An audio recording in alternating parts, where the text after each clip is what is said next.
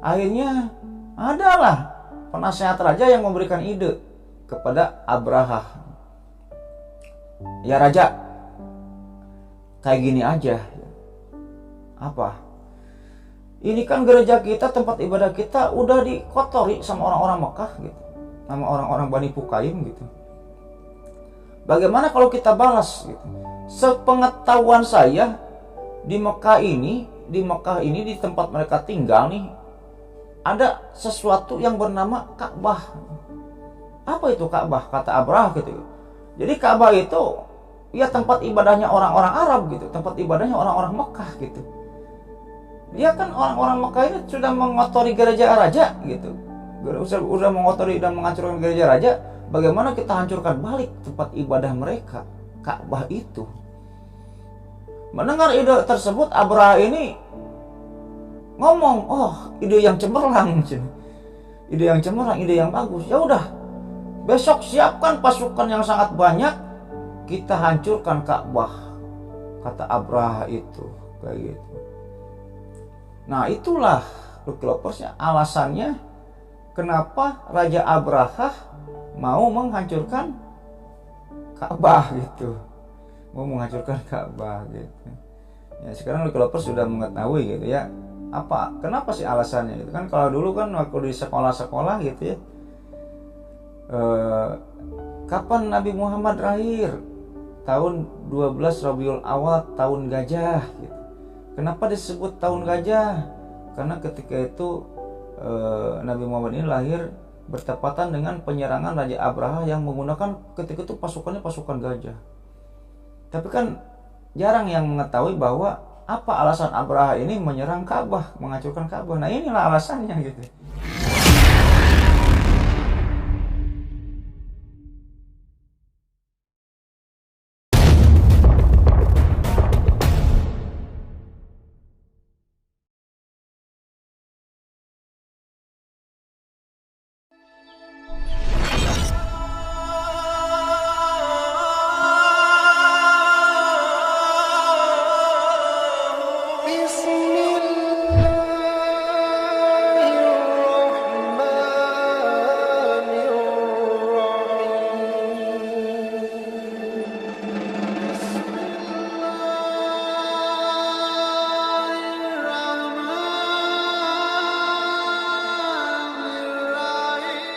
Assalamualaikum warahmatullahi wabarakatuh. Bismillahirrahmanirrahim. Alhamdulillahirrahmanirrahim. Wa binasta'inu ala umuri dunia waddin. Wassalatu wassalamu ala asrofil anbiya'i wal mursalin wa ala alihi washabihi ajmain, amma ba'du. Oke Lucky Lovers, kembali lagi bersama saya Lucky Lover. Jadi pada video kali ini kembali saya akan melanjutkan suatu kisah tentang sejarah Islam. Yang dimana dalam video kemarin saya sudah membahas tentang kisah Ashabul Ukhdud ya. Yang dimana Ashabul Ukhdud itu adalah kisah pembantaian, suatu peristiwa pembantaian penganut Nasrani atau pengikut, sebagian kecil pengikut Nabi Isa yang ada di kota Najran, di Najran gitu ya.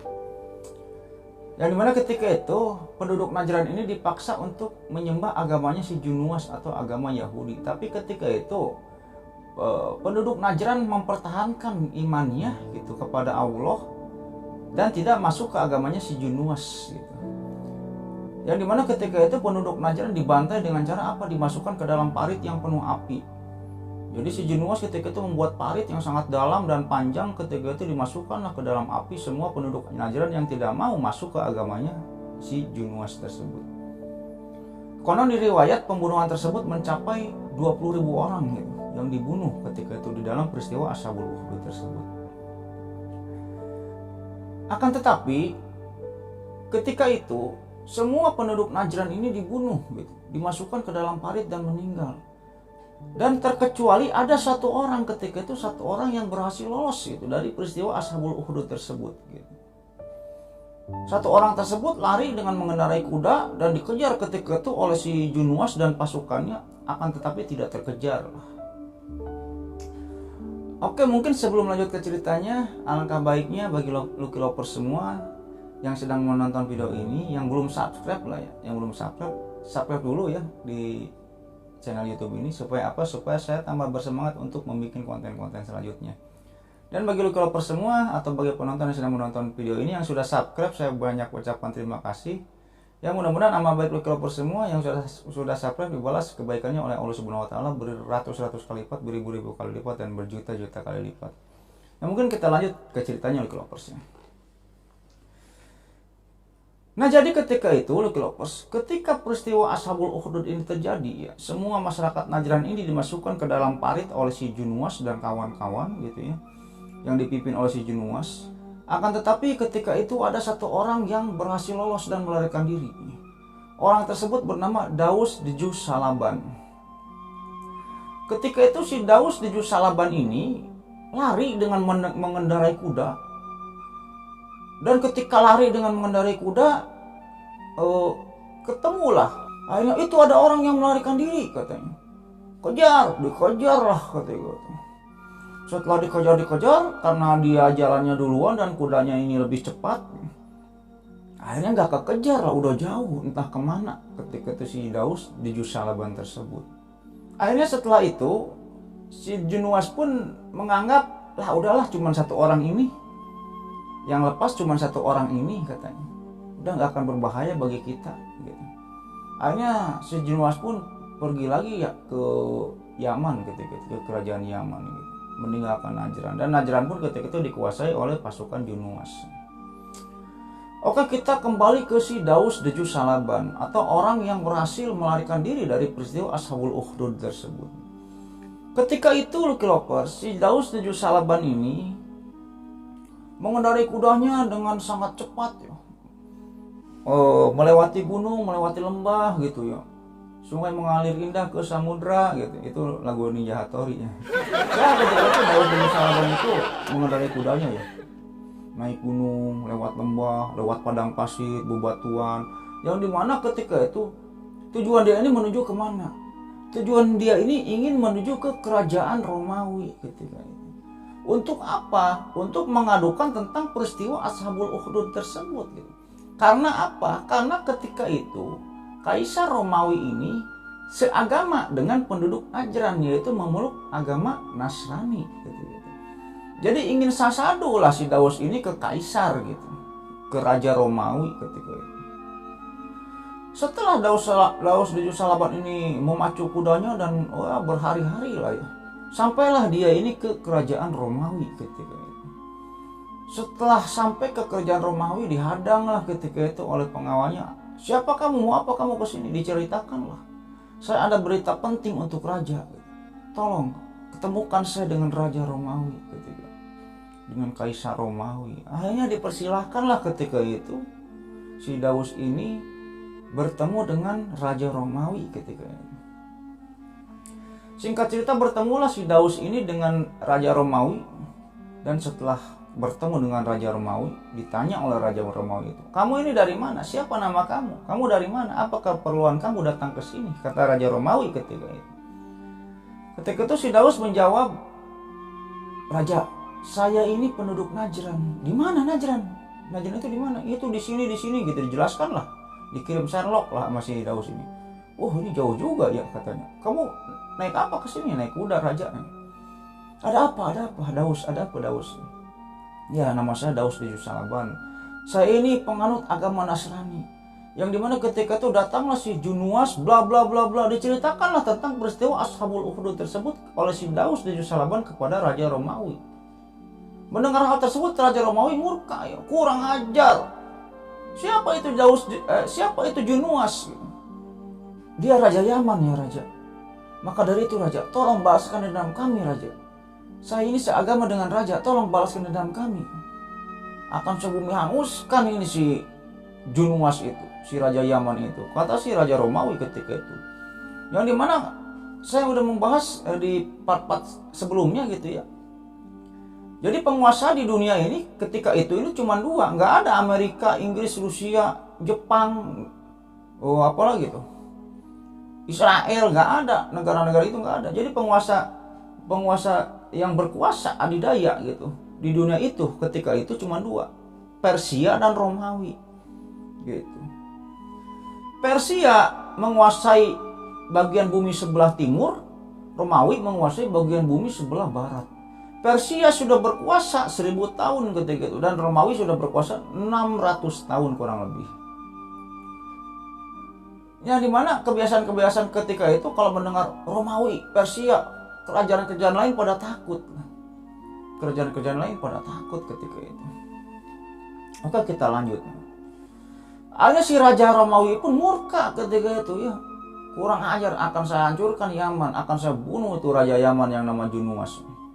Tolonglah Raja, balaskan dendam saya. Kata si, siapa tadi? Lupa saya namanya. Daus de Jusalaban. Kayak gitu loh. Yang dimana akhirnya si Raja Romawi pun ngomong lah ke si Daus de Jusalaban itu. Daus, gini aja lah. Lu kan tahu ya, kerajaan gua ini kesini kalau ke daerah Yaman, kalau nyerbu nih pakai pasukan gua nih ke daerah Yaman, ini jauh banget ini. Bisa-bisa kehausan atau kelaparan di tengah jalan pasukan saya gitu. Kakak Raja Romawi gitu. Gini aja deh. Saya ada anak buah, intinya ada anak buah si Raja Romawi ini mempunyai cabang kerajaan Romawi yang ada di Ethiopia atau Habasyi gitu. Yang ada di Habasyi. Kamu saat ini akan saya berikan surat. Nanti surat ini kamu kasihkan ke Raja Romawi atau gubernurnya lah ya, kerajaan Romawi cabang Habasyi gitu. Kamu kasihkan ke kerajaan Romawi yang ada di Habasyi gitu. Nanti kamu kasihkan surat saya ini ke pemimpinnya gitu. Jadi surat itu tuh berisi tentang untuk kerajaan Romawi yang ada di Habasyi itu gitu ya, untuk menyerang Yaman. Karena apa? Kerajaan pusat utamanya ini sangat jauh gitu. Adalah yang lebih dekat gitu, kerajaan Romawi yang lebih dekat yaitu di Ethiopia atau di Habasya ketika itu. Di Habasyi. Baiklah Raja, terima kasih sebelumnya Raja. Akhirnya pergilah ketika itu si Daus ini ke Ethiopia atau ke Habasyi.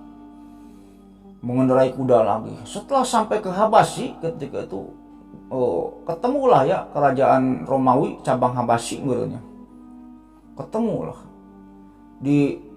setelah nyampe sana dihadang oleh pengawalnya. Kamu mau kemana?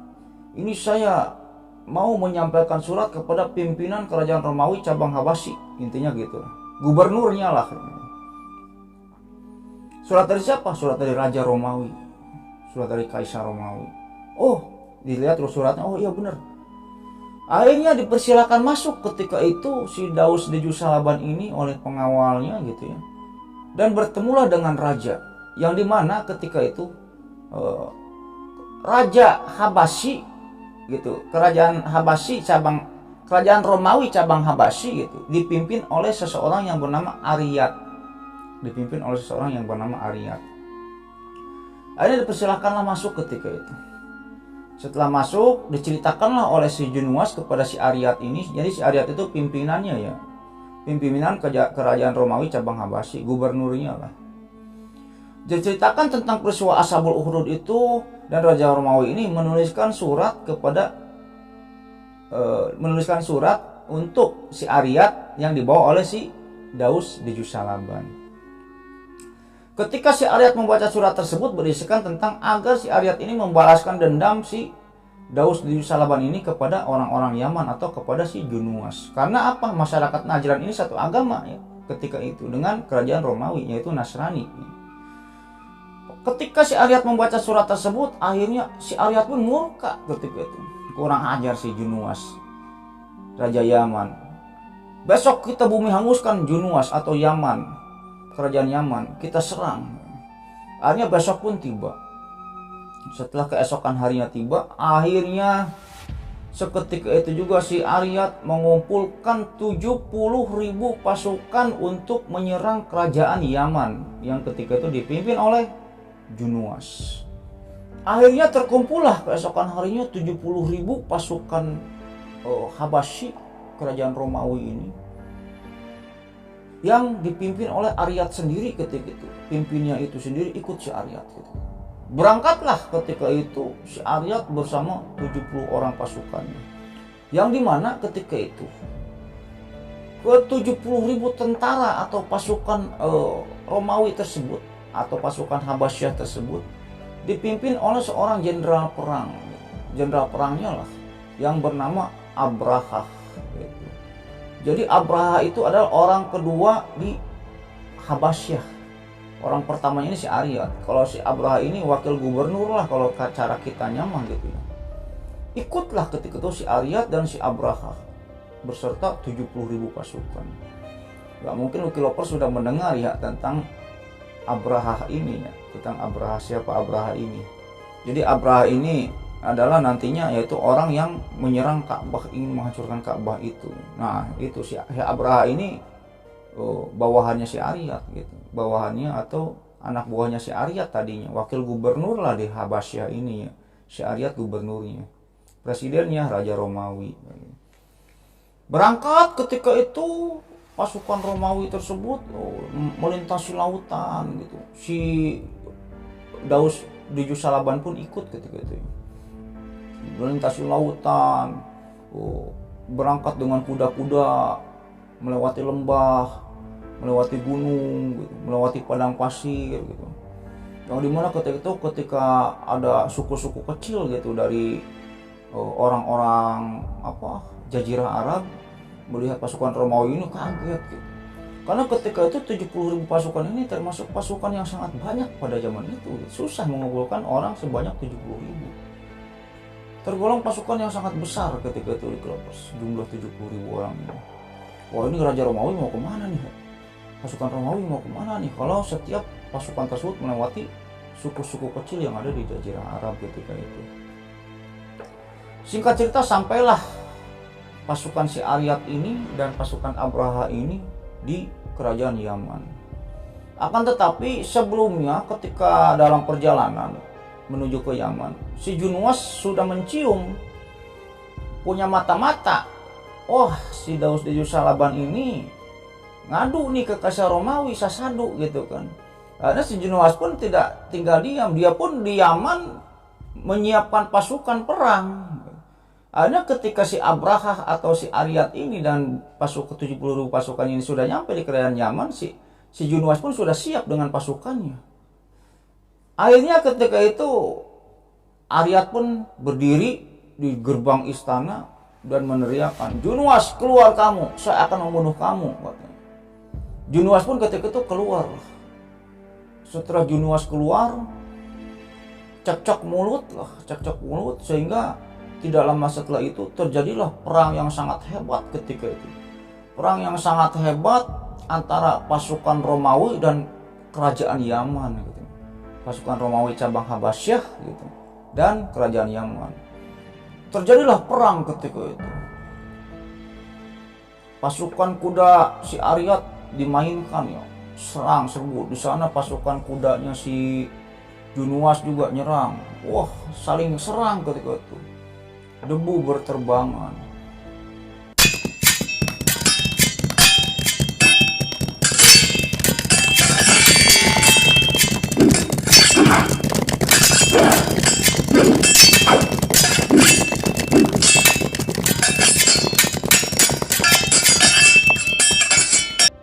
Nah, dikarenakan ketika itu pasukan Yaman ini kalah jumlah dan kalah kecanggihan teknologi gitu meureun ya.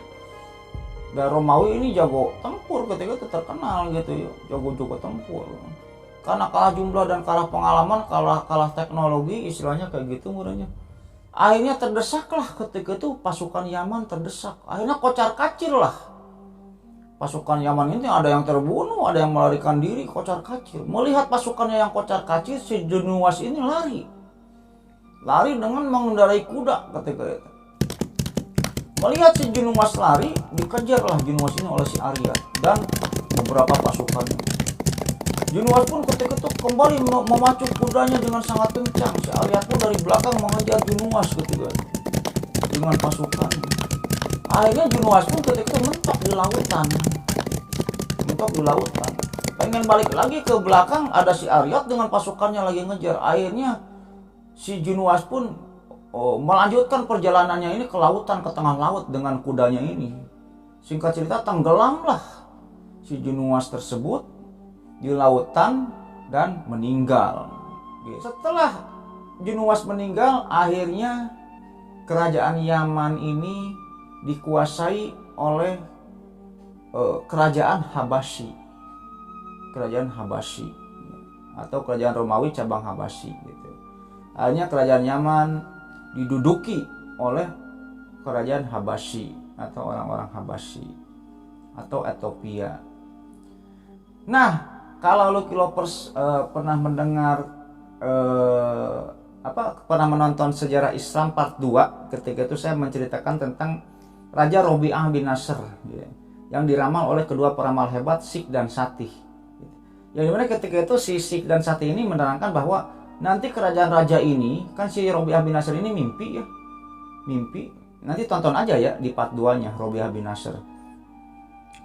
Mimpi, setelah mimpi itu diramal. Apa arti mimpi saya ini? Nanti kerajaan raja ini akan di bumi hanguskan dan diserang oleh orang-orang hitam yang berasal dari Ethiopia atau Habasyi. Nah, inilah kejadian ramalan si Sikh sama si Satih ini saat ini gitu Lucky Lovers. Yang dimana akhirnya Yaman ini tunduk atau ditaklukkan oleh kerajaan Habasyi. Kayak gitu. Nah, setelah Yaman ditaklukkan oleh kerajaan Habasyi, si Aryat pun memberitahukan kepada Raja Romawi tentang selanjutnya bagaimana nih. Yaman kita udah kita kalahkan. Apa yang harus saya lakukan? Kata si Aryat itu. Diteleponlah Raja Romawi ketika itu. Ditelepon. Halo Raja, Aryat ada apa?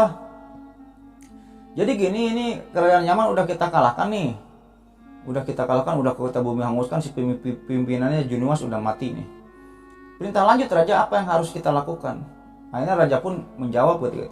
Udah jadi gini aja, Aryat, kamu bangun kerajaan Romawi di Yaman gitu. Kamu jadi pimpinan kerajaan Romawi di Yaman, bangun kerajaan. Dan kamu Abraha, kamu balik lagi ke Habasyi. Dan bangun kerajaan Romawi di Habasyi gitu. Jadi perintah Raja Romawi ketika itu kepada si Aryat dan Abraha, Aryat suruh jadi pimpinan di Yaman gitu ya, kerajaan Romawi yang ada di Yaman gitu ya. Dan si Abraha suruh jadi pimpinan di Habasyi atau Ethiopia gitu. Tadinya kan si Abraha ini kan wakil gubernurnya. Jadi perintah raja ini jadi dipecah jadi dua. Si Aryat tinggal di Yaman, si Abraha tinggal di Habasyi. Tapi ingat, kalian berdua jangan berantem, kata si Raja Romawi ini.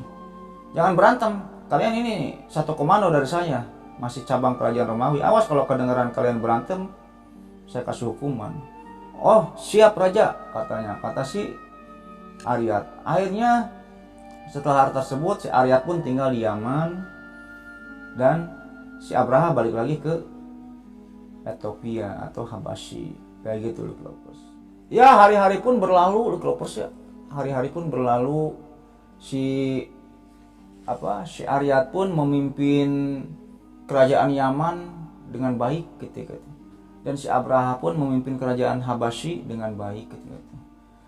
Karena di sini ada dualisme kepemimpinan ya, kepemimpinannya si Aryat dan kepemimpinannya si Abraha. Akan tetapi sama-sama ini anak buahnya Raja Romawi ketika itu. Ya biasalah ya, kalau ada dua kepemimpinan suka ada bentrok-bentrok dikit lah ya. Kadang si Abraha, si Aryat nyindir Abraha gitu. Kadang si Abraha nyindir si Aryat. Kadang pasukan-pasukan atau panglima-panglimanya suka saling sindir gitu ya kalau ketemu itu. Wah, orang-orang kerajaan Habasyi semenjak dipimpin oleh si Abraha kok nggak ada kemajuan kayak gini ya, kayak gitu. Sama orang-orang Habasyi juga gitu. Sama juga Yaman juga. Kerajaan Yaman semenjak dipimpin oleh si Aryat kok nggak ada kemajuan kayak gini. Apa lu? Akhirnya bentrok, pada perang gitu. Pada perang kecil-kecilan lah, bentrok kecil-kecilan gitu. Sering terjadi ketika itu sindir-sindiran kayak gitu yang mengakibatkan perang gitu. Tapi perangnya bukan skala besar, skala kecil lah. Si Abraha dengan Aryat juga suka saling sindir gitu. Yaman dipimpin sama lu, Aryat sekarang gak ada kemajuan. Lihat nih, Habasyah ketika saya pimpin, maju. Apa lu Abraha? Perang gitu, kecil-kecilan ya sampai ada korban kayak gitu. Nah, melihat hal tersebut ya, karena kedua kerajaan Romawi yang ada di Yaman dan yang ada di Habasyah tersebut tidak akur gitu. Akhirnya terjadilah perjanjian perang. Udahlah, gini aja, kalau kayak gitu mah kita buktikan siapa yang hebat. Kata masing-masing pihak ini, ya udah kita perang. Kapan waktunya? Besok. Tentukan tempatnya di mana. Akhirnya ya udah di Yaman aja katanya. Kalau berani kamu ke Yaman, yuk kita perang. Kata si Aryat ketika itu. Kalau pasukan kamu kalah gitu, kalau kamu kalah perang sama saya, gitu, ya udah saya jadi penguasa Yaman dan jadi penguasa Habasyah, kata si Aryat. Akan tetapi kalau kamu kalah perang nih dengan saya besok gitu ya, kamu jadi penguasa Habasyah dan jadi penguasa Yaman. Kata si Abraha ketika itu, oke. Ditelepon gitu ya. Oke, kalau kayak gitu. Besok saya akan pergi ke Yaman, kita perang, kata Abraha. Oke, saya tunggu besok jam berapa? Jam 10. Oke, katanya. Jam 10 tutup aja teleponnya. Nah, di sore harinya, di sore harinya, si Abraha pun berpikir gitu. Abraha ini berpikir, ini kalau gua perang dengan Aryat, intinya kan gini, kalau perang itu yang kalah jadi abu, yang menang jadi arang, gak ada untungnya gitu. Kalau gua menang, pasukan gua banyak yang mati gitu. Pasukan si Aryat juga banyak yang mati. Kalau gua kalah perang, kata Abraha nih, pasukan gua juga banyak yang mati, pasukan Aryat banyak yang mati. Dana perang mengucur dengan deras gitu, rugi, sama-sama rugi. Yang menang dengan yang kalah juga sama-sama rugi. Akhirnya ketika itu Abraha ini mempunyai ide. Ya udah gua tantang duel aja si Aryat lah gitu dalam hatinya itu. Gua akan tantang duel si Aryat, gak usah perang-perang bawa pasukan, kita duel aja satu persatu gitu. Gua sama Aryat. Kalau gua kalah ya udah Habasyah, si Aryat memimpin Habasyah, memimpin Yaman. Tapi kalau gua menang, ya udah gua memimpin Habasyah dan memimpin Yaman. Ya, Abraha itu ketika itu mempunyai ide kayak gitu. Akhirnya diteleponlah si Aryat. Kring. Si Abraha. Ada apa Abraha? Yat, gini aja Yat. Ada apa? Besok kan gua jam 10 ke sana nih, ke Yaman nih. Mau perang. Iya, emang kenapa? Diceritakanlah kalau perang ini yang menang jadi abu, yang kalah jadi arang. Kita banyak mengeluarkan biaya perang, banyak kematian orang masyarakat pasukan-pasukan yang terbunuh gitu. Kalau kayak gitu sih gua gak setuju sih, Yat, kata si Abraha ini. Nanti Raja Romawi tahu, dimarahin kita berdua. Udah kalau gini aja sekarang mah, kita duel. Besok bukan perang jadinya, kita duel. Lu sama gua berantem 1 lawan 1. Yang kalah, kalau lu kalah, gua menguasai Yaman dan menguasai Habasyah. Tapi kalau gua kalah, lu menguasai Habasyah dan menguasai Yaman. Gimana? Setuju nggak ya? Gak usah perang, kita duel aja katanya. Mendengar hal tersebut, si Aryat sangat antusias. Oke kalau gitu, ayo kita duel, kata si Aryat ya gitu. Kenapa si Aryat sangat antusias gitu ya? Jadi si Aryat itu ahli tempur, perawakannya ini gagah, ahli tempur, jago gelut lah, jago perang, gagah tinggi gitu. Panglima perangnya ketika itu Aryat ini ya jago lah dalam hal berperang. Tapi kalau si Abraha ini enggak gagah. Abraha ini tubuhnya pendek, boncel, gemuk gitu si Abraha ini. Pendek, boncel, gemuk. Mendengar si Aryat ini ditantang duel oleh si Abraha, si Aryat ini 100% yakin menang. Wah udah gua gak usah capek-capek nguasain Habasyah. Ya oke, Abraha oke, kita duel aja gitu. Akhirnya keesokan harinya Abraha dan pasukan Habasyah pun datang ke Yaman. Dengan semua pasukan Habasyah mengendarai kuda dan lain-lain gitu, artilerinya didatangkan semuanya. Akhirnya Abraha pun sampailah ke Yaman gitu. Setelah sampai ke Yaman disambutlah oleh Aryat. Pasukan Aryat juga ada. Kedua pasukan ini berhadap-hadapan. Ini pasukan Aryat, ini pasukan Abraha. Singkat cerita, sebelum pertandingan duel tersebut terjadi gitu, perang duel tersebut terjadi, si Aryat pun ngomong ke pasukannya, pasukan ini saya mau duel dengan Abraha, kamu jangan ada yang ngebantu. Kalau saya kalah, kamu ikut Abraha. Nah, si Abraha pun sama. Pasukan si ini saya mau duel. Kamu jangan ada yang ngebantu. Kalau saya kalah, kamu ikut dengan Aryat.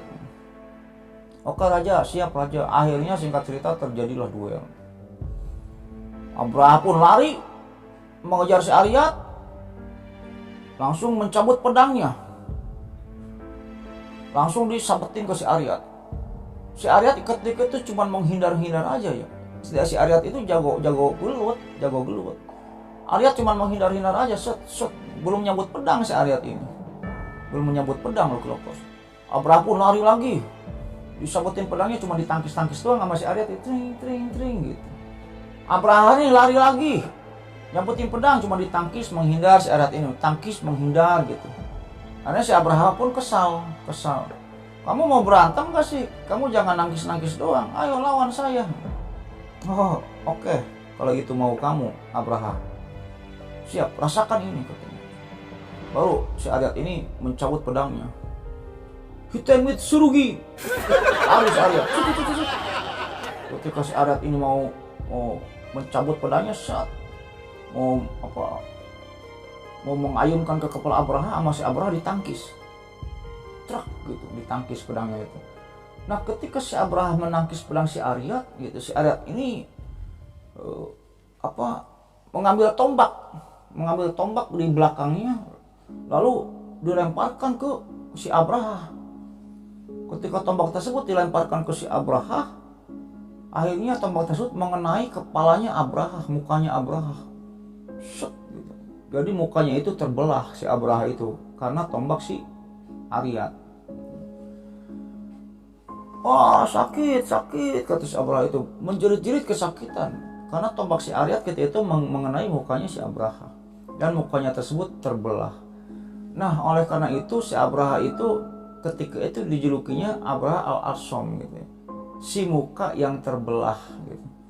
Karena apa? Karena kena tombak si Aryat ketika itu ya, waktu duel tanding itu. Akhirnya si Abraha pun udah tidak ngapa-ngapain lagi ya, udah nggak bisa lihat gitu, udah ininya terbelah sama tombak. Sakit si Aryat tinggal ngadekin ini aja, tinggal nyabetin pedangnya, udah si Abraha mati itu gitu. Tapi ketika si Abraha ngagoler ya di bawah gitu ya, sakit gitu ya, berbaring di bawah sambil mengiring sakit, si Aryat ini malah pidato ke pasukannya gitu. Saya sekarang pemimpin kalian, lihatlah si Abraha ini, sekarang saya tinggal tebas aja dia mati gitu. Saya sekarang pimpinan kalian, wahai pasukan Habasyah, kata si Aryat. Nah, ketika si Aryat ini pidato kayak gitu, si Abraha pun lari dari belakang dan menusukkan pedangnya ke si Aryat, gitu ya. Akhirnya seketika juga si Aryat meninggal. Jadi perang duel ini dimenangkan oleh Abraha ketika itu. Dimenangkan oleh Abraha. Akhirnya Abraha pun menguasai Yaman dan menguasai Habasyah. Kayak gitu loh. Ketika itu Abraha pun memimpin ya kerajaan Yaman dan kerajaan Habasyi ini dengan sangat baik lah ya. Dengan sangat baik. Sehari, 2 hari, 3 hari hal tersebut tidak diketahui oleh Raja Romawi. Akhirnya lama-kelamaan Raja Romawi ini tahu. Raja Romawi ini mengetahui gitu, kalau si Abraha ini sudah membunuh si Aryat. Kayak gitu loh. Kalau si Abraha ini sudah membunuh si Aryat. Akhirnya ketika itu Raja Romawi pun ketika itu menelepon lah istilahnya gitu ya. Ditelepon si Abraha ini oleh Raja Romawi, kring gitu. Waduh, Raja Romawi, pasti saya dimarahin nih, kata si Abraha ini. Pasti saya dimarahin. Ya, ada apa Raja? Abraha, saya sudah tahu kelakuan kamu. Saya sudah tahu perseteruan kamu dengan si Aryat. Kamu yang telah membunuh si Aryat kan? Kata si Raja Romawi ketika itu. Ketika itu Abraha pun menjelaskan ya. Tapi Raja, dengerin dulu penjelasan saya Raja. Saya ini gini. Saya tidak butuh alasan kamu. Pokoknya dengarkan oleh kamu. Saya bersumpah, kata Raja Romawi ini ya. Saya bersumpah. Sesegera mungkin saya akan menginjakkan kaki saya di tanah Yaman dan akan mencukur habis rambut kamu, Abraha, katanya. Mendengar hal tersebut, Abraha pun kaget, takut gitu. Waduh, jadi itu bahasa kiasan gitu. Bahasa Raja Romawi ini bahasa kiasan gitu. Saya akan menginjakkan kaki saya di tanah Yaman dan akan mencukur habis rambut kamu, Abraha. Gitu. Itu tuh bahasa kiasan. Yang artinya bisa aja Abraha ini kena hukuman, bisa aja Abraha ini dipotong tangannya, bisa aja Abraha ini dibunuh atau dipenggal. Hanya ditutuplah teleponnya oleh Raja Romawi ini. Ketika itu Abraha ini bingung. Aduh, mau gimana ya? Gimana ya? Takut. Abraha ini ketakutan. Dengan ancaman si Raja Romawi tersebut mau datang dan menginjakkan kakinya di tanah Yaman dan akan mencukur rambut si Abraha, mencukur rambut habis si Abraha. Bingung akhirnya. Akhirnya si Abraha pun mencoba mau menjelaskan lagi ke Raja Romawi ini, diteleponin, Raja Romawi diteleponin, tapi teleponnya gak diangkat-angkat sama si Raja Romawi, gak diangkat-angkat teleponnya. Akhirnya si Abraha pun ngirim voice note lah ke Raja Romawi ini, ngirim voice note lah. Raja, dengar dulu penjelasan saya, Raja. Jadi Raja ketika itu posisinya itu kayak gini. Kita memang sering berseteru, Raja, pasukan kita ini sering berseteru, sering ledek-ledekan, yang pada akhirnya ini tuh si Aryat ini nantang saya untuk berperang. Jadi si Aryat mau nyiapin pasukan, saya disuruh nyiapin pasukan dan kita berperang. Siapa yang menang perang, dia penguasa Yaman dan Habasyah. Akan tetapi ketika itu saya berpikir, Raja, saya itu berpikir bahwa kalau saya perang, saya akan melibatkan pasukan-pasukan Romawi yang sangat banyak gitu. Dan pada akhirnya yang kalah akan jadi arang, yang menang akan jadi abu gitu. Apa kebalik gitu ya? Yang menang jadi abu, yang kalah jadi arang gitu. Kebalik juga. Yang kalah jadi abu, yang menang jadi arang, kayak gitu Lovers. Dijelaskanlah. Maka dari itu untuk menghindari hal tersebut, untuk menghindari banyaknya biaya perang, banyaknya pertumpahan darah, banyaknya kematian pasukan-pasukan Romawi, saya ini mempunyai ide untuk duel dengan si Aryat. Setelah saya duel, saya menang, Raja, gitu. Saya menang dan si Aryat ini mati, saya bunuh gitu.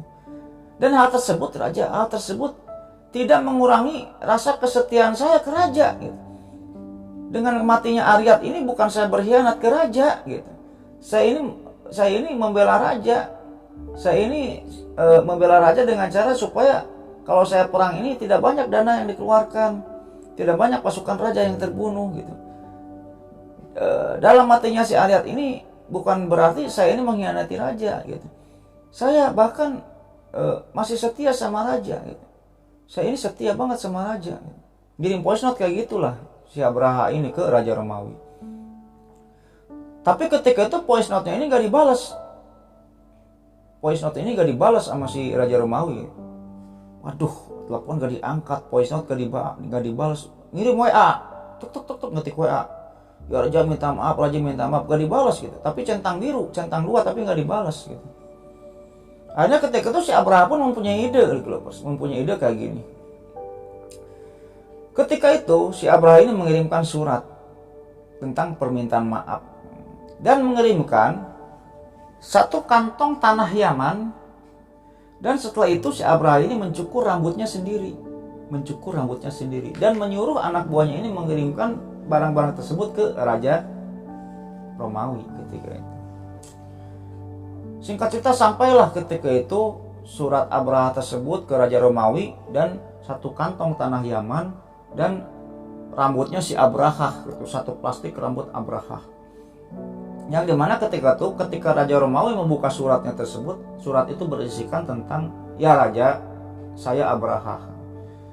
Raja kan sudah bersumpah mau menginjakkan kaki Raja di tanah Yaman. Nah ini di kantong plastik ini ada tanah Yaman. Jadi Raja tinggal injek aja tanah Yaman ini, tinggal injek aja. Dan Raja ketika itu sudah bersumpah bahwa Raja akan mencukur habis rambut saya. Jadi Raja sekarang gak usah pergi ke Yaman dah, gak usah pergi ke Yaman untuk mencukur rambut saya dan untuk menginjakkan kaki Raja di tanah Yaman, karena saya sudah mencukur habis sendiri rambut saya. Dan ini Raja, tanah Yaman tinggal injak aja sama Raja gitu. Jadi itu untuk menggugurkan sumpah raja gitu. Udahlah, setelah anak buahnya ini balik lagi ke si Abraha gitu ya. Balik lagi ke si Abraha, gimana? Udah sampai surat saya ke Raja Romawi. Udah Abraha, udah. Tapi kok belum ada balasan gitu. Belum ada telepon gitu. Voice note saya nggak dibalas gitu. Yang dimana ketika itu Raja Romawi pun memaafkan lah istilahnya gitu ya. Memaafkan tentang perilaku Abraha ketika Abraha ini mengirimkan tanah Yaman itu ya. Tanah Yaman untuk diinjak oleh Raja Romawi, dan rambut si Abraha ini sudah dicukur sendiri gitu. Jadi sumpah Raja Romawi ini sudah tidak usah dijalankan kayak gitu. Ngerti nggak Lucky Lovers? Ketika itu sebenarnya Raja Romawi ini sudah memaafkan Abraha gitu. Tapi Raja Romawi ini tidak mengangkat telepon Abraha, tidak membalas voice note Abraha ketika itu. Oleh karena hal tersebut, si Abraha ini masih takut. Ini Raja Romawi ini maafkan saya apa enggak gitu. Maafkan saya apa enggak, si Abraha itu kayak gitu. Kalau saya menganggap Raja Romawi ini sudah memaafkan saya, tiba-tiba besoknya datang saya dipenggal, gimana gitu. Kepala saya dipenggal, aduh saya takut juga gitu. Si Abraha ini berpikir bahwa Raja Romawi ini belum memaafkan si Abraha dan akan datang sewaktu-waktu untuk memenggal si Abraha gitu, untuk membunuh si Abraha gitu, sebagai hukumannya gitu. Padahal kan si Raja Romawi sudah memaafkan gitu, tapi tidak membalas telepon, tidak mengangkat telepon, dan tidak membalas WA si Abraha. Akhirnya karena si Abraha itu ketakutan ketika itu, si Abraha ini merayu Raja Romawi ini dengan cara apa? Dengan cara membuat sebuah gereja yang sangat besar sekali ketika itu. Membuat sebuah gereja yang sangat besar, yang indah, yang megah. Dan setelah gereja tersebut dibikin oleh si Abraha, gereja yang sangat besar sekali, Abraha pun nelpon lagi Raja Romawi ini, tapi tidak diangkat. Telepon ini tidak diangkat. Akhirnya ngirim voice note lah Abraha ini ke Raja Romawi ini. Ya Raja Romawi, saya sudah membuat gereja yang sangat besar sekali sekarang ini. Dikirimkanlah foto-fotonya ke Raja Romawi ini, yang dimana nantinya akan saya undang semua orang di penjuru dunia, semua pimpinan-pimpinan atau raja-raja di penjuru dunia untuk melakukan ibadah haji ke gereja saya ini. Ini semua saya lakukan demi agama kita, demi kamu ya Raja gitu. Dikirimkan foto-fotonya, voice note-nya dikirimkan gitu. Checklist 2 tapi nggak dibalas gitu. Akhirnya setelah gerejanya si Abraha ini jadi, gereja itu sangat besar dan bagus sekali ketika itu Lucky Lovers. Akhirnya setelah gerejanya si Abraha ini jadi, Abraha pun mengirimkan surat ke setiap pemimpin-pemimpin dunia untuk datang dan beribadah di gerejanya tersebut. Untuk apa? Untuk merayu si Raja Romawi tadi. Akhirnya dikirimkanlah surat ke raja-raja di penjuru dunia gitu. Dikirimkan. Sampai pada suatu ketika surat tersebut nyampai ke Jazirah Arab. Yang dimana ketika itu suratnya ini diterima oleh seorang laki-laki dari suku Nas'ah ya, atau dari Bani Pukaim gitu, atau dari Bani Pukaim. Suku Nas'ah ini di Jazirah Arab ini atau di Mekah ini terkenal dengan suku pengubah waktu gitu. Suku pengubah waktu gitu. Jadi ketika itu di Jazirah Arab di Mekah ini ada suku Nas'ah atau suku pengubah waktu, yang dimana suku Nas'ah ini kayak gini lah, gimana ya menjelasinnya ya. Contoh kayak gini lah, misalnya saya petinggi Mekah nih, petinggi Mekah. Besok ini bulan Ramadan gitu. Aduh, saya malas banget nemuin bulan Ramadan, malas puasa gitu ya. Ini contoh nih ya. Kalau bulan Ramadan ini diganti 3 bulan lagi, gimana ya? Besok jangan Ramadan deh, Syawal deh. Nah, nanti kita ini datang ke suku Nas'ah ini, ya suku Nas'ah. Ganti dong, besok jangan bulan Ramadan dong. Besok Syawal aja, nanti Ramadannya 3 bulan lagi deh. Nanti kita ngasih duit ke suku Nas'ah itu. Nanti diumumkan lah oleh suku Nas'ah itu ya. Besok bukan bulan Ramadan, tapi besok ini bulan Syawal gitu. Jadi saya nggak puasa besok ya, padahal besok itu bulan Ramadan gitu. Ngerti nggak? Contoh kayak gini misalnya, besok ini bulan apa? Desember. Nah karena bulan Desember ini misalnya saya ada ada sibuk gitu, banyak kegiatan, banyak jadwal yang padat gitu. Saya datang ke suku Nas A, besok jangan bulan Desember dong, besok Januari aja, Desembernya besoknya lagi gitu. Bisa tuh diubah kayak gitu. Nanti kita ngasih duit ke suku Nas A itu, kayak gitu. Nah, surat si Abraha tersebut gitu ya, untuk mengundang semua orang yang untuk beribadah haji atau beribadah ke gereja ini sampai ke suku Nas A ini. Ketika suratnya ini dibaca, dari Abraha, pimpinan kerajaan Romawi di Yaman dan di Habasyi, agar kalian segera mendatangi dan beribadah di gereja kami gitu. Diperlihatkan foto-foto gerejanya, di Sherlock alamatnya gitu ya. Nah, ketika itu suku Nas A ini atau Bani Pukaim ini tersinggung untuk diundang untuk beribadah haji di gerejanya si Abraha. Karena apa? Ketika itu orang-orang Arab gitu, Jazirah Arab ini masih tauhidnya masih tinggi ya, masih tinggi. Karena apa? Karena dia ini punya Ka'bah. Ngapain lu ngundang-undang gua ke gereja? Gua udah punya tempat ibadah sendiri, Ka'bah, kayak gitu. Tersinggung lah gitu. Yang pada akhirnya ketika itu suku-suku dari Nas A ini atau dari Bani Pukaim ini adalah beberapa puluh orang lah, belasan orang mendatangi gerejanya Abraha. Ketika itu Lucky Lovers. Kita balik lagi ke suku Nas A tadi, Lucky Lovers ya, yang kebiasaannya ini mengubah-ubah waktu ini, mengubah-ubah bulan, mengubah-ubah waktu ya. Yang dimana Allah pun mengecam ya, tidak suka gitu dengan perbuatannya suku Nas A ini gitu ya. Dan Allah pun menuliskan dalam firman-Nya bahwa Allah ini tidak suka dengan perbuatan-perbuatan suku Nas A yang suka mengubah-ubah waktu itu ya, dalam surah At-Taubah ayat 37 gitu Lucky Lovers. Kita bacakan artinya Lucky Lovers. Nah, ini surat At-Taubah ayat 37 ya. Sesungguhnya pengunduran dalam kurung bulan haram itu hanya menambah kekafiran. Orang-orang kafir disesatkan dengan pengunduran itu. Mereka menghalalkan suatu tahun dan mengharamkannya pada suatu tahun yang lain, agar mereka dapat menyesuaikan dengan bilangan yang diharamkan Allah. Sekaligus mereka menghalalkan apa yang diharamkan Allah oleh setan. Dijadikan terasa indah bagi mereka perbuatan-perbuatan buruk mereka, dan Allah tidak memberi petunjuk kepada orang-orang yang kafir. Nah, dalam surat At-Taubah ini Allah ini tidak suka dengan perbuatannya suku Nas A atau orang-orang dari Bani Pukaim tersebut gitu Lucky Lovers. Oke, kita lanjut Lucky Lovers. Pergilah akhirnya orang-orang dari Bani Pukaim tersebut untuk mengunjungi gerejanya Abraha gitu. Tapi bukan untuk beribadah gitu. Jadi mereka ini terhina gitu. Karena diundang oleh si Abraha untuk beribadah di gerejanya ini. Orang-orang dari Bani Pukaim itu terhina karena mereka udah punya Ka'bah.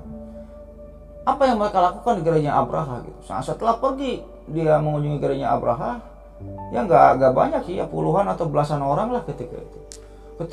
Ketika melihat gerejanya ini, wah gerejanya besar banget gitu kan. Gerejanya besar banget. Banyak orang yang mengunjungi gitu. Orang-orang yang mengunjungi dan beribadah di gerejanya Abraha. Karena takut oleh Abraha, diancam, awas lu kalau nggak datang, awas lu. Akhirnya dari orang-orang dari penjuru negeri, semua penjuru negeri datanglah mengunjungi gerejanya Abraha. Nah, setelah sore hari, setelah menjelang maghrib, orang-orang itu pada pulang kan ya. Nah, seorang-orang dari Bani Pukaim ini tidak pulang, nunggu sampai gereja itu sepi gitu, nunggu aja.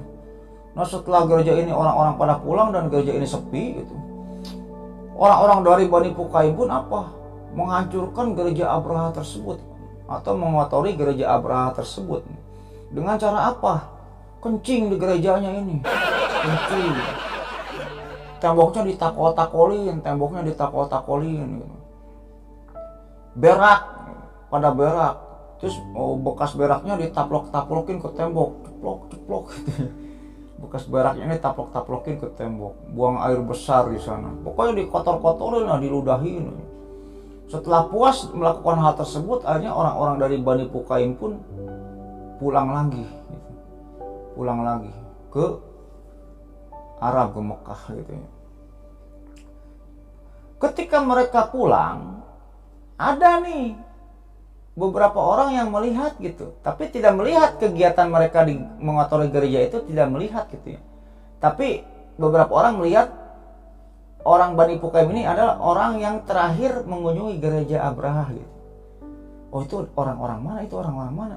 Kok malam banget pulangnya? Oh, kalau nggak salah dari penampilannya itu orang-orang Arab itu. Orang-orang dari Arab, dari jari-jari Arab. Oh, kayak gitu. Udah aja pergi mereka itu ya, pergi. Keesokan harinya, ketika si Abraha ini mau beribadah di gerejanya gitu ya. Ketika membuka pintu gereja, dibuka pintu gerejanya. Wah, Abraha kaget ketika itu, marah besar. Karena apa? Gerejanya ini bau pesing. Banyak kotoran di mana-mana. Kotoran manusia di mana-mana gitu.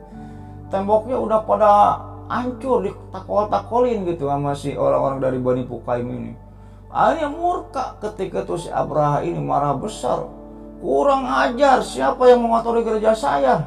Ini gereja saya bau pesing, banyak kotoran manusia di mana-mana, kata si Abraha ketika itu. Hanya dicarilah beberapa saksi dan alat bukti gitu ya, untuk mengetahui siapa pelakunya gitu. Setelah dicari, akhirnya ketemulah si Abraha ini dengan beberapa saksi dan alat bukti gitu ya, tentang siapa pelaku ini, yaitu orang-orang yang melihat seseorang atau kelompok orang yang keluar belakangan gitu di gereja itu. Akhirnya dipanggil saksi tersebut. Kamu melihatnya enggak? Saya enggak melihatnya sih waktu saat dia mengotori gereja ini mah. Tapi saya mah yakin pelakunya ini adalah orang yang paling belakang gitu, meninggalkan gereja gitu. Orang yang paling belakangan gitu, meninggalkan gereja ini. Siapa orangnya? Dan yang saya lihat sih orang-orang tersebut adalah belasan orang ya Raja. Dia itu dari orang-orang Arab. Kata saksi itu, dia itu dari orang-orang Arab gitu. Arab itu di mana gitu. Dijelaskanlah Arab itu di sini. Kurang ajar orang-orang Arab itu katanya. Si Abraham nggak tahu posisi Arab di mana, posisi Mekah ini di mana gitu. Itu orang-orang Mekah Raja katanya. Akhirnya adalah penasehat raja yang memberikan ide kepada Abraha. Ya Raja, kayak gini aja. Apa? Ini kan gereja kita, tempat ibadah kita udah dikotori sama orang-orang Mekah gitu, sama orang-orang Bani Pukaim gitu. Bagaimana kalau kita balas gitu? Sepengetahuan saya di Mekah ini di tempat mereka tinggal nih, ada sesuatu yang bernama Ka'bah. Apa itu Ka'bah? Kata Abraha gitu. Jadi Ka'bah itu ya tempat ibadahnya orang-orang Arab gitu, tempat ibadahnya orang-orang Mekah gitu. Dia kan orang-orang Mekah ini sudah mengotori gereja raja gitu. Sudah mengotori dan menghancurkan gereja raja. Bagaimana kita hancurkan balik tempat ibadah mereka, Ka'bah itu? Mendengar ide tersebut, Abraha ini ngomong, oh ide yang cemerlang, ide yang bagus. Ya udah, besok siapkan pasukan yang sangat banyak, kita hancurkan Ka'bah, kata Abraha itu, kayak gitu. Nah itulah Lukilopersnya alasannya kenapa Raja Abraha mau menghancurkan Ka'bah gitu, mau menghancurkan Ka'bah gitu. Ya sekarang Lukilopersnya sudah mengetahui gitu ya. Kenapa sih alasannya gitu kan? Kalau dulu kan waktu di sekolah-sekolah gitu ya, kapan Nabi Muhammad lahir? Tahun 12 Rabiul Awal, tahun gajah gitu. Kenapa disebut tahun gajah? Karena ketika itu Nabi Muhammad ini lahir bertepatan dengan penyerangan Raja Abraha yang menggunakan ketika itu pasukannya pasukan gajah. Tapi kan jarang yang mengetahui bahwa apa alasan Abraha ini menyerang Ka'bah, menghancurkan Ka'bah. Nah inilah alasannya gitu. Karena gereja Abraha dikotori, dihancurkan oleh orang-orang Bani Pukaim gitu. Maka dari itu si Abraha pun pengen menghancurkan lagi Ka'bah atas ide penasehatnya itu kayak gitu.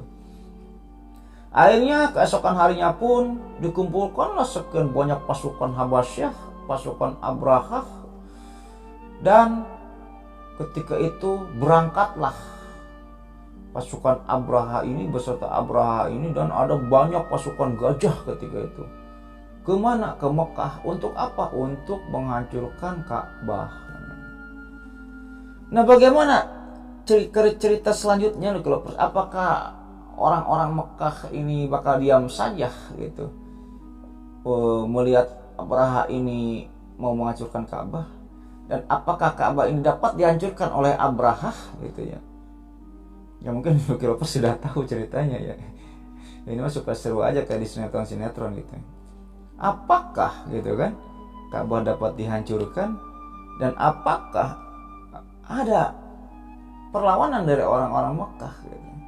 Ya mungkin kelanjutan ceritanya akan kita sambung di part selanjutnya Lucky Lovers ya. Di part selanjutnya akan kita sambung ceritanya. Ya mungkin gitu aja Lucky Lovers ya, cerita pada video kali ini. Mudah-mudahan menghibur. Ambil sisi baiknya, buang sisi jeleknya. Dan jika ada saya salah kata, salah nama orang gitu ya, yaitu bukan istilahnya kesalahan saya lah ya, kesalahan saya, mungkin saya lupa atau gimana gitu. Mungkin itu hanya kesalahan saya, tapi saya tidak disengaja dalam hal tersebut gitu ya. Dan mudah-mudahan dalam cerita ini saya sebagai penyalur dan Lucky Lover ini sebagai pendengar ya. Ya mudah-mudahan kita semua mendapatkan pahalanya ya dari Allah Subhanahu wa taala, kayak gitu Lucky Lovers ya. Dan tak lupa juga subscribe gitu ya channel YouTube ini supaya saya tambah bersemangat untuk membuat konten-konten selanjutnya. Ya mungkin sebelum saya tutup terlebih dahulu ya, saya akan mendoakan kepada Lucky Lovers semua. Allahumma inna nas'aluka bi anna lakal hamdu la ilaha illa anta wahdaka la syarika lakal mananu badius samawati wal ardh jalali wal ikram ya hayyu qayyum. Ya mudah-mudahan kita semua diberikan rezeki ya oleh Allah Subhanahu wa taala, diberikan kemudahan dalam hal apapun. Dan bagi Lucky Lovers semua yang belum punya jodoh, mudah-mudahan cepat dipertemukan jodohnya oleh Allah Subhanahu wa taala. Kalau wanita yang cowok yang baik, yang ganteng, yang punya kepribadian mungkin ya, motor pribadi, rumah pribadi, mobil pribadi. Yang sayang kepada diri kalian lah ya, wanita yang mudah-mudahan menemukan cowok tersebut gitu ya. Dan yang cowok sebaliknya ya, wanita yang cantik, yang solehah, yang baik, yang sayang kepada suami gitu. Dan jika ada Lucky Lovers semua atau penonton semua yang sedang sakit gitu ya, mudah-mudahan cepat diangkat penyakitnya oleh Allah Subhanahu wa taala dan disembuhkan dan tidak disakitkan lagi sampai wafat gitu. Dan bagi Lucky Lovers semua yang masih sehat, mudah-mudahan diperpanjang nikmat sehatnya oleh Allah Subhanahu wa taala gitu, dan tidak disakitkan gitu sampai wafat juga gitu. Dan yang paling utama, mudah-mudahan kita semua, saya Lucky Lovers semua dimasukkan ke dalam surganya Allah Subhanahu wa taala dan mendapatkan syafaat darinya nanti di hari akhir gitu. Ya mungkin gitu aja Lucky Lovers ya, cerita pada video kali ini. Mudah-mudahan menghibur, ambil sisi baiknya, buang sisi jeleknya. Akhirul kata, Allahumma sholli ala sayyidina Muhammad wa ala ali sayyidina Muhammad. Wabillahi taufiq wal hidayah. Wassalamualaikum warahmatullahi wabarakatuh.